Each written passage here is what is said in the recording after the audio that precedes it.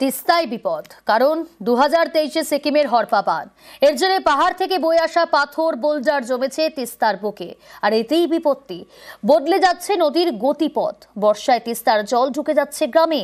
এই তিস্তাকে নিয়ন্ত্রণে রাখতে ড্রেজিং এর উদ্যোগ সেচ দফতরের।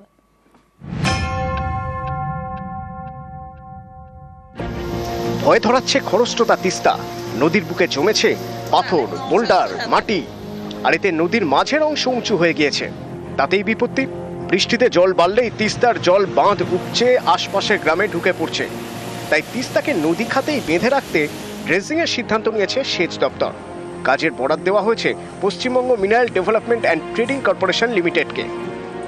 আমাদের অনেকদিন ধরে পরিকল্পনার মধ্যে ছিল, অলরেডি এটা ডিপার্টমেন্ট হ্যান্ড ওভার করে দেওয়া হয়েছে WBMTDCL, West Bengal mineral development and trading corporation limited. ওরা আবার ভেন্ডর অপশন করে ভেন্ডর ঠিক করে, সেটাও হয়ে গেছে আমি জানি। প্রসেসের মধ্যে আছি, শীঘ্রই কাজ টেক আপ করবে। 2023 সিকিমে হরপা বাঁধ, পাহাড় থেকে বয়ে আসা পাথর বোল্ডার তিস্তার বুকে জমে। এতে নদীর মাঝামাঝি অংশে নাব্যতা কমে গিয়েছে। এর জেরে গত বছর বর্ষায় ভেসে যায় তিস্তা পাড়ের লালটং বস্তি আর চমকডাঙ্গি গ্রাম। এরকম যাতে আর না হয় তাই ড্রেজিং এর প্রস্তাব দেয় সেচ দপ্তর। সমীক্ষাও হয়, শেষমেশ অনুমোদন। ঠিক হয়েছে সেবক থেকে ময়নাগুড়ি পর্যন্ত 60 কিলোমিটার নদীপথ ড্রেজিং করা হবে। নদীর বুকে 1 থেকে 1.5 মিটার খোঁড়া হবে। কোথায় কতটা ড্রেজিং হবে তা ঠিক করে দেবে সেচ দপ্তর। নদী খাতের বালি পাথর টেন্ডার ডেকে বিক্রি করা হবে। এতে রাজ্য সরকারের আয়ও হবে। চ্যানেলটাকে আমরা সেন্ট্রালাইজ করতে পারবো, মাঝখানের দিকে গতিপথটাকে নিয়ন্ত্রণ করতে পারলে, ঠিলতে পারলে, তাহলে ব্যাংক প্রোটেকশন যেগুলো আছে আমাদের লেফট এবং right both side protective area আছে, সেগুলোর উপরে এফেক্ট কমে যাবে। আমাদের তো সুবিধা হবে, কারণ হচ্ছে নদী খনন না হওয়ার জন্য তো আমাদের জমি যেগুলো আছে সব ভেঙে যাচ্ছে। আর নদীতে জলটা যদি ওই খননে ওদিকে দিয়ে চলে যাবে, আমাদের জমিগুলো বেঁচে যাবে, আমাদের খুব উপকার হবে। যে একটা সুফল পাওয়া যাবে আশা করছি। নদী তার তিস্তা তার নিজের গতিতে তার গতিপথ পেয়ে যাবে। মানে আপনারা খুশি? খুশি, হ্যাঁ, আমরা খুব খুশি।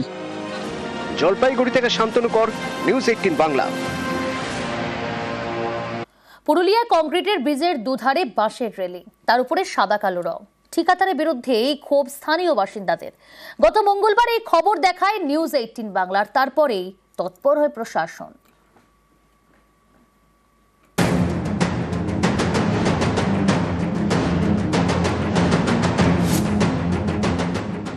পুরুলিয়ার মানবাজারের পুঞ্চা, এখানে কাঁসাই নদীর উপরে কয়েকদিন আগে তৈরি করা হয় কংক্রিটের ব্রিজ। দুধারে বসানো হয় বাঁশের রেলিং, তাতে আবার সাদা কালো রং। স্থানীয়দের অভিযোগ, লোক ঠকাতে এটা করেছে ঠিকাদার সংস্থা। গত মঙ্গলবার এই খবর দেখায় নিউজ 18 বাংলা, তারপরেই পদক্ষেপ।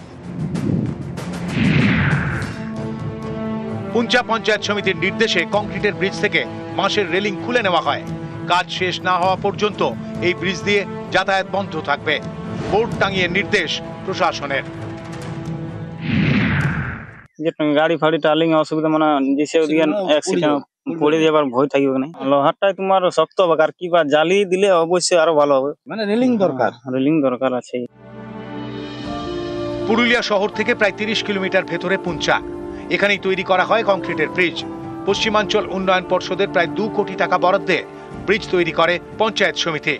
এই ব্রিজেই বাঁশের রেলিং বসানো হয়। অভিযোগ ওঠে ঠিকা সংস্থার বিরুদ্ধে। এই খবর নিউজ 18 বাংলায় দেখানোর পরেই তৎপরতা।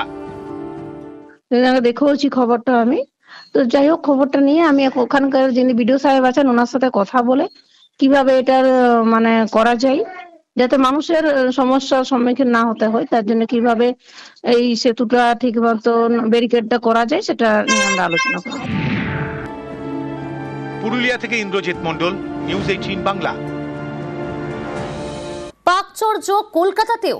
কলকাতার 3 জায়গায় এনআইএ তল্লাশি অভিযান শুরু করেছে। কোথায় কোথায় আরো ডিটেইল আপনাদের জানাবো।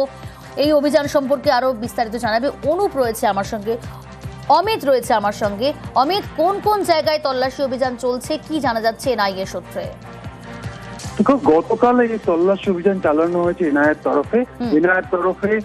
পাক গুপ্তচর সন্দেহে সিআরপিএফ জওয়ানকে গ্রেপ্তার করা হয়েছে। তার সূত্র ধরেই গতকাল গোটা দেশ জুড়ে 15টি জায়গায় তল্লাশি অভিযান চালানো হয় এনআইএর তরফে। কলকাতার 3টি জায়গাতে তল্লাশি অভিযান চালানো হয়েছে এনআইএর তরফে।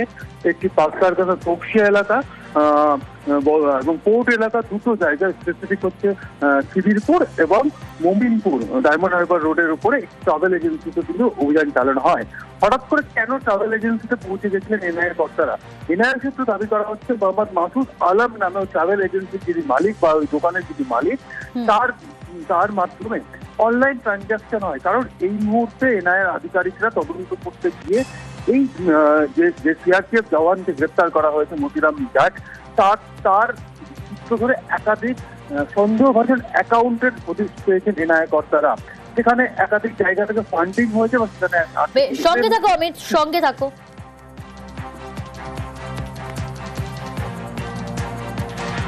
উনি যা নিয়ে এসেছিলেন 5000 রেকর্ড নিয়ে এসেছিলেন, 5000 রেকর্ডে সার্চিং করে যে উনি 5000 কিছু রেকর্ড পাইনি, ঠিক আছে?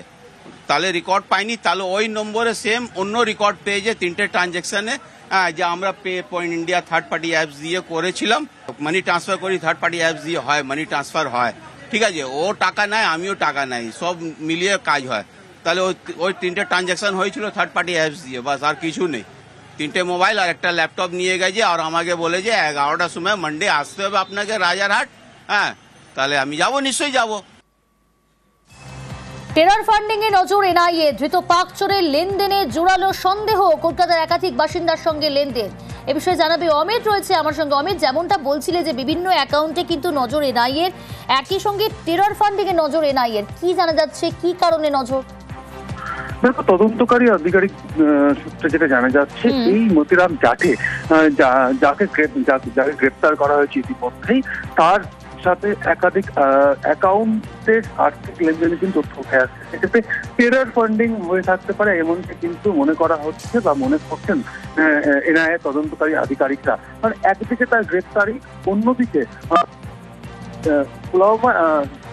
হচ্ছে পেহেলগাঁও অ্যাটাকের ঠিক 5 দিন আগে কাশ্মীর থেকে তাকে দিল্লিতে বদলি করা হয়েছিল এবং কাশ্মীরে থাকাকালীন এই মতিরাম জাটের মাধ্যমে একাধিক দেশের নিরাপত্তা সংক্রান্ত বিষয় কিন্তু পাক গুপ্তচর সংস্থার কাছে চলে গিয়েছে, এমনটা কিন্তু মনে করছেন এনআইএ কর্তারা। সেক্ষেত্রে টেরর ফান্ডিং এর যে বিষয়টি উঠে আসছে, যেহেতু তাকে জিজ্ঞাসাবাদ করা বা তাকে জেরা করা এবং বিভিন্ন অ্যাকাউন্টের যেহেতু সন্দেহভাজন অ্যাকাউন্টের তথ্য উঠে আসে, সেই জায়গা থেকে কলকাতার খিদিরপুরের আরো এক ব্যবসায়ীকে তলব করা হয়েছে আগামীকাল। একদিকে যেমন ট্রাভেল এজেন্সির মালিককে তলব করা হয়েছে মাসুদ আলমকে, অন্যদিকে মোহাম্মদ ইজাজ নামে আরো এক ব্যক্তি বন্দর এলাকার বা পোর্ট এলাকার, তাকেও তলব করা হয়েছে, কারণ তার মাধ্যমেও ট্রানজাকশন হয়েছে।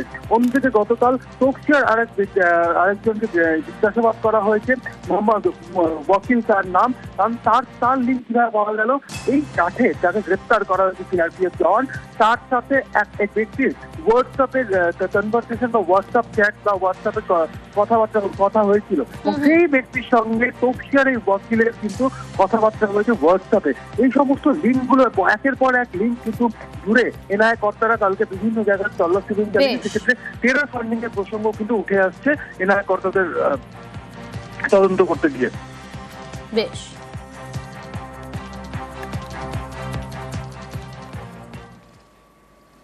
আসছি পরের খবরে। মধ্যপ্রদেশের সভা থেকে ফের হুঙ্কার প্রধানমন্ত্রীর। অপারেশন সিঁদুর নারী শক্তির প্রতীক।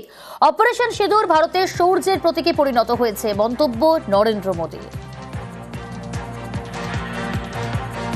सिंदूर ये हमारी परंपरा में नारी शक्ति का प्रतीक है और यही सिंदूर अब भारत के शौर्य का प्रतीक बना है। आतंकवादियों ने भारत की नारी शक्ति को चुनौती दी है।